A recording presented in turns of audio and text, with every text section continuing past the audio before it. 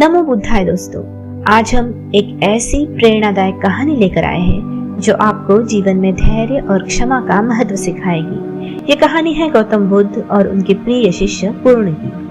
प्राचीन भारत के शांत वातावरण में ज्ञानोदय प्राप्त गौतम बुद्ध ध्यानस्थ थे। तभी उनके प्रिय शिष्य पूर्ण उनके पास आते हैं। पूर्ण धर्म प्रचार के लिए जाने हेतु उत्सुक है, परंतु बुद्ध ने उन्हें सावधान किया। और बुद्ध ने पूर्ण को क्या सिखाया और कैसे पूर्ण ने धैर्य और क्षमा का अद्भुत उदाहरण पेश किया, आइए जानते हैं उनके इन संवादों से। बुद्ध ध्यान अवस्था में बैठे थे। पूर्ण के पहुंचने पर उन्होंने आंखें थोड़ी सी खोली और पूर्ण से आने का कारण पूछा। तो उसने कहा, मैं धर्म प्रचार के लिए जाना चाहता हूँ, आपकी आज्ञा चाहिए।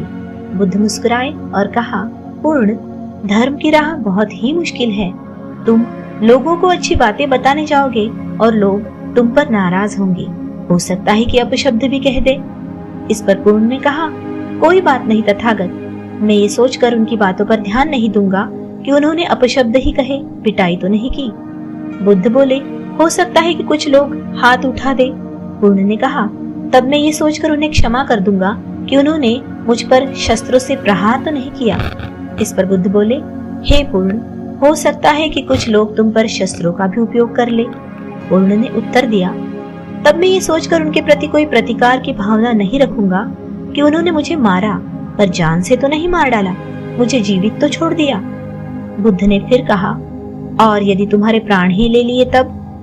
पूर्ण ने तत्क्षण फिर सिर झुकाकर कहा, तब मैं उनका आभारी रहूंगा कि उन्होंने धर्म के पथ पर मेरे प्राणों का उत्सर्ग करने में मेरी सहायता ही की।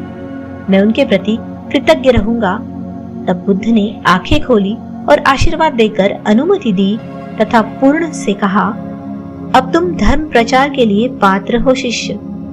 जो किसी में भी कोई दोष न देखे वही सच्चा है। अच्छाई के मार्ग पर चलना बहुत ही मुश्किल काम है। जो इस राह पर चलता है उसके मार्ग में अनेकों बाधाएं आती है, लेकिन जो व्यक्ति किसी में भी दोष न देखे वही बाधाओं को सहजता से पार कर लेता है और अपने लक्ष्य को प्राप्त कर पाता है। इस कहानी से हमें ये सीख मिलती है कि जीवन में कितनी भी मुश्किलें क्यों न आए, हमें धैर्य और क्षमा बनाए रखनी चाहिए। पूर्ण ने हमें दिखाया कि कैसे अपशब्द, मारपीट के प्रयासों का भी सामना शांत और क्षमाशील भाव से किया जा सकता है। पूर्ण ने हर परिस्थिति में सकारात्मक दृष्टिकोण बनाए रखा। उन्होंने अपशब्दों को भी केवल शब्दों के रूप में स्वीकार किया। पूर्ण का धर्म प्रचार का उद्देश्य केवल दूसरों का भला करना था।